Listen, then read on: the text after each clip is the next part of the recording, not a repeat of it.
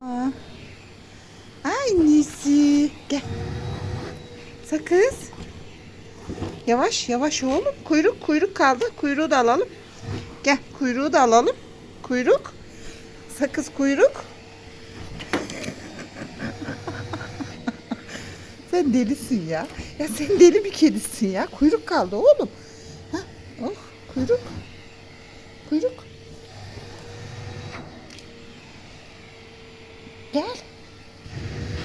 Ha, şurayı alalım. Oh, tertemiz oldu benim oğlum. Temizlik zamanı. Ha? Ya benim oğlum çok seviyormuş temizliği benim oğlum. Benim oğlum çok seviyormuş temiz olmayı. Hah, tamam mı? Bitti mi kuzum?